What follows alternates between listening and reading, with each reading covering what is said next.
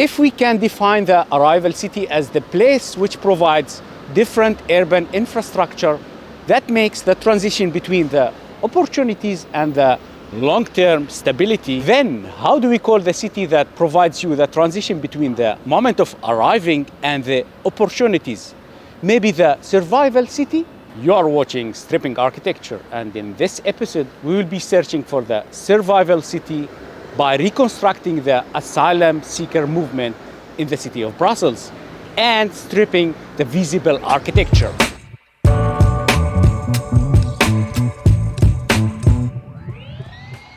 Just for a second, imagine that the city where you live is in a very critical situation and your life is in a danger. You have to make a lot of insecure decisions in a very short time and choose the safest by seeking asylum in the most peaceful country in the world that stands for human rights. But shortly you realize that the best life is not waiting for you with open arms.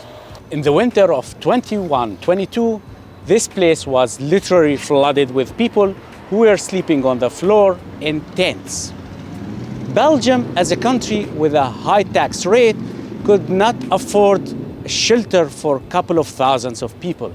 These people were left on their own to navigate and to survive under extraordinary circumstances in an unknown city.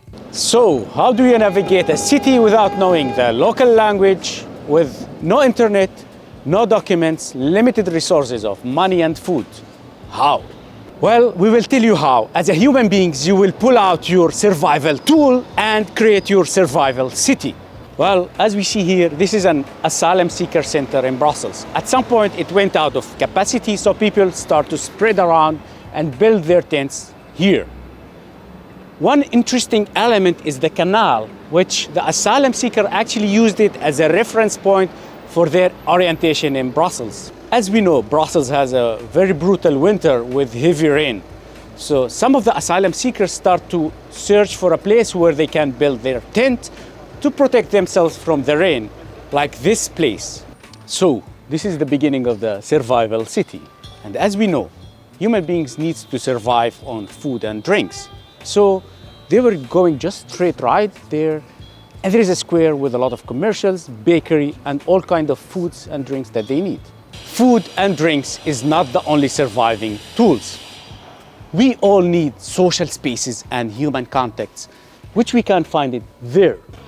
As we see here is a vibrant market. People feel here very homey. Why? Because you can speak any language you want. And people as well are very warm and welcoming. This is a great opportunity for the survival city. Social vibrant spaces like the market we just have seen encourages them to discover the neighborhood and find new safe zones where they can install their tents. Like here. For example, this space provides protection from the rain and privacy to settle down. In the survival city, the search for the spiritual fulfillment and the building community is quite essential. Well, actually we can see here that the newcomers have found the mosque within the neighborhood. This is the place where they could fulfill their spiritual needs and meet and build a new community. Not far from the mosque, we have just spotted the Migration Museum.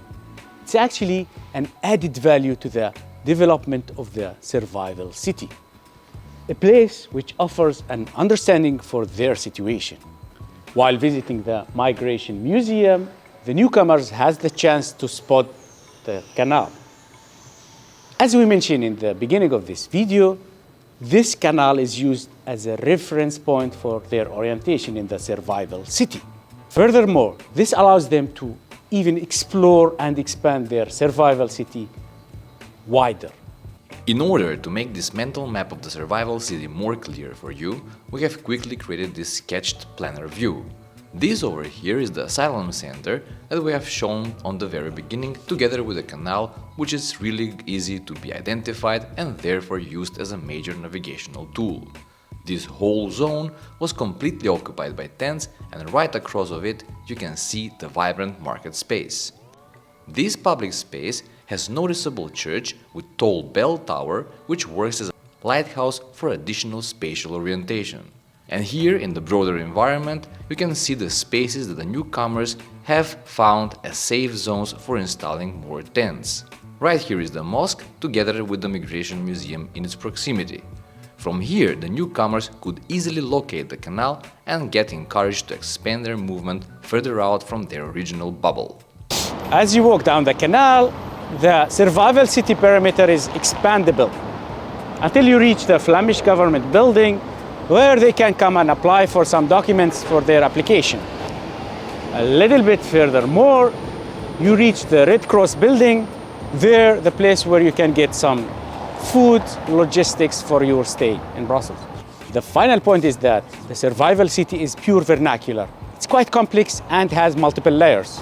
It might look very complex to us, but the most important thing, it makes pure sense to its users, the survivors.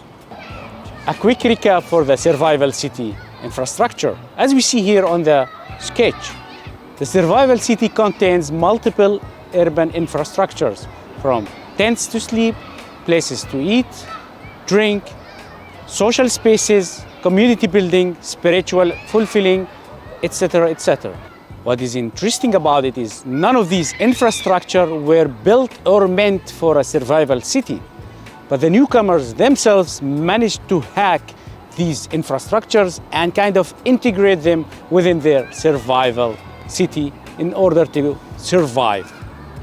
Thanks again for watching. Please don't forget to subscribe, comment, like, and don't forget to build your own survival city.